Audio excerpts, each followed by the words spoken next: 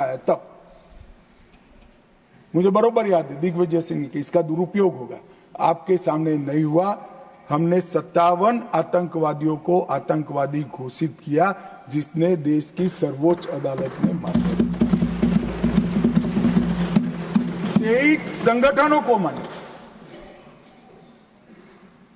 हमने unlawful association घोषित की और मैं आज गर्व के साथ कह रहा हूं 19 से 24 के बीच में हुर्रियत के सबसे सीरियस टाइप के 14 ऑर्गेनाइजेशन आज 14 के 14 बैन कर दिए गए। मान्यवर, हुर्रियत का अस्तित्व जिस हुर्रियत के साथ एक जमाने में बातचीत करते थे, पाकिस्तान के बातचीत करने के लिए मीडिएटर बनाया था, आतंकवादी संगठनों से बातचीत करने के लिए, वो हुर्रियत को हमने समाप्त कर दिया, जमीन के अंदर गाड़ने।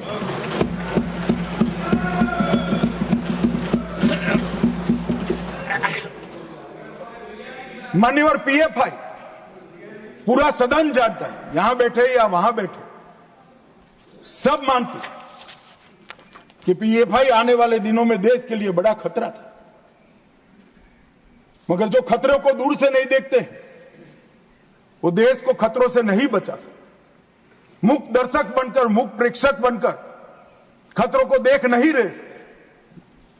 जिनके हाथ में शासन की कमान होती है, इनकी जिम्मेदारी होती है खतरों को दूर से देखकर उसको उगने से पहले, उठने से पहले समाप्त कर देना। हमने पीएफआई पर बैन लगाया, एक साथ देश के 24 राज्यों में रेड डालकर पीएफआई के एक एक बंदे को उठाकर जेल की सलाख होकर आज संपूर्ण गतिविधि समाप्त हो गई। कुछ लोग पंजाब में भी बिंडरान वाले बनने का प्रयास भी किया, आगे भी बढ़े। सरकार हमारी नहीं थी, फिर भी यही गृह मंत्रालय ने दृढ़ निश्चय कर आज वो असम की जेल में आराम से गुरु ग्रंथ साहिब का पाठ। ये नरेंद्र मोदी सरकार, इस सरकार के रहते देश पर खतरे राजनीतिक आइडियोलॉजी के कारण पनपने हम नहीं देंगे। उनको खड़ा होने से पहले ही समाप्त कर दिया जाए। मान्यवर, एक जमाने में आतंकवादियों का लिस्टिंग से उनका मृत्यु या अरेस्ट तक का आयुष्य 2 साल और 3 महीना था, आज कुछ दिनों का बच गया है, कुछ दिनों का।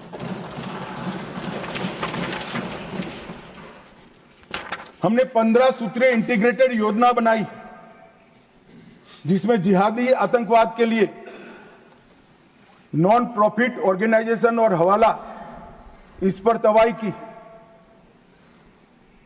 वामपंथी उग्रवाद, कश्मीरी उग्रवाद, कश्मीर के अंदर उग्रवाद, fake Indian currency note, narcotics, narco terror का लिंक, खालिस्तान समर्थक उग्रवाद, रेडिकलाइजेशन के प्रयास, फाइनेंसिंग और अवैध हथियारों की तस्करी।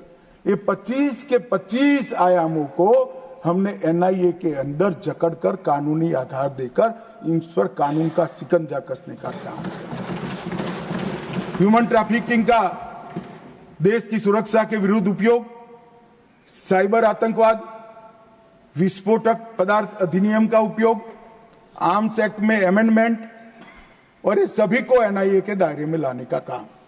एक संपूर्ण सर्कल हमने पूरा किया है, जहां से भी देश की सुरक्षा के खतरा हो सकता था, वो 25 की 25 चीजों को एक सर्कल में लाकर एनआईए के अधीन किया है।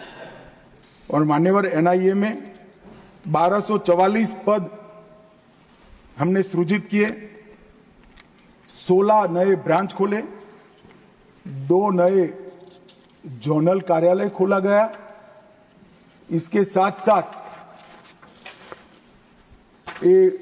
एनआईए के परफॉर्मेंस पर कुछ लोग बोल रहे थे, आज बैठे नहीं है, वॉकआउट कर गए।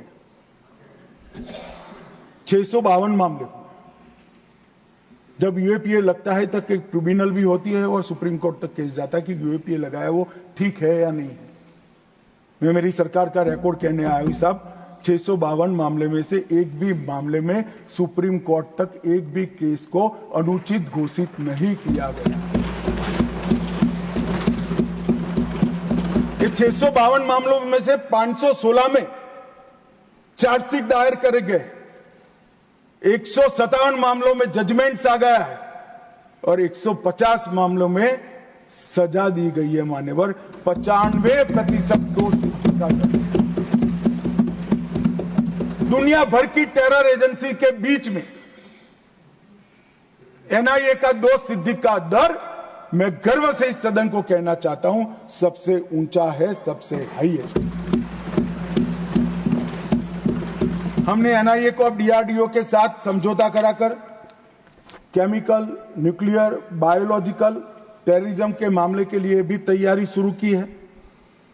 एनआईए के अधिकारों को अंतर्राष्ट्रीय एक्सपोजर देने के लिए एग्रीमेंट भी किए हैं और एनआईए और सेंट्रल फोरेंसिक साइंस लेबोरेटरी के साथ एक अनुबंध कर सीएसएफएल में टेररिज्म के खिलाफ भी एक नया वर्टिकल हमने शुरू करने का काम किया है। मान्यवर, हमने इसके साथ साथ मैक को भी सुदृढ़ किया है। मैक में मोदी जी की सरकार आने के बाद काउंटर टेररिज्म की एक अलग व्यवस्था की गई। 72,000 रिपोर्ट उसमें जनरेट हुए हैं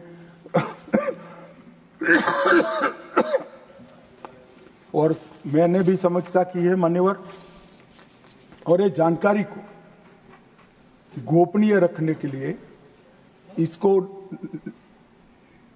एक बहुत अच्छे कम्युनिकेशन चैनल से जिले तक, पुलिस स्टेशन तक पहुंचाने की सुरक्षा भी, व्यवस्था भी इस 10 साल के अंदर ही मान्यवर खड़ी हुई और नेट ग्रिड के माध्यम से कई सारे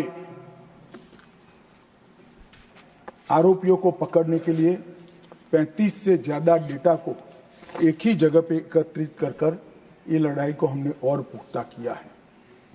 मान्यवर, कुछ सदस्यों ने ड्रग के लिए अपनी चिंता व्यक्त की। मैं भी मानता हूं ये बहुत गंभीर समस्या है, मगर इस सदन को और सदन को माध्यम से देश को मैं बताना चाहता हूं।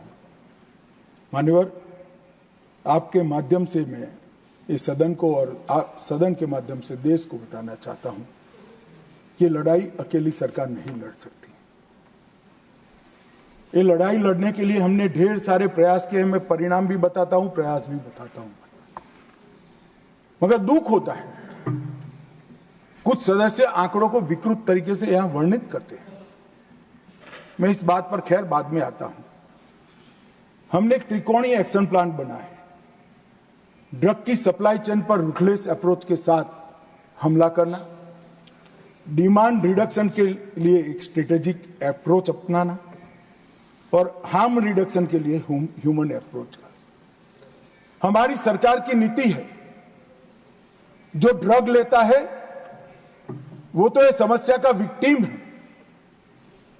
गुनहगार कौन है? गुनहगार ड्रग का व्यापार करने वाला है। मान्यवर, इस पर ये हमारा है। हमने whole of government, whole of nation approach अपनाया है। गृह विभाग, वित्त विभाग, शिक्षा विभाग, आरोग्य विभाग, समाज कल्याण विभाग, सभी राज्य सरकारें, सभी साथ में रहकर इस समस्या के खिलाफ लड़ रहे हैं। हमने टॉप टू बॉटम और बॉटम टू टॉप इन्वेस्टिगेशन का एक नया प्रयोग शुरू किया। एक ड्रग की पुड़िया मिलती है तो ड्रग देश में कहां से आई वहां तक का इन्वेस्टिगेशन होता है, वो इंडिविजुअल केस नहीं माना जाता है। और अंतर्राष्ट्रीय सीमा में अगर ड्रग पकड़ा जाता है, पोर्ट पर भी पकड़ा जाता है, एयरपोर्ट पर भी पकड़ा जाता है, तो वो पुड़िया बनकर कहां जाने वाला था वहां तक का इन्वेस्टिगेशन होता है। और इसके बहुत अच्छे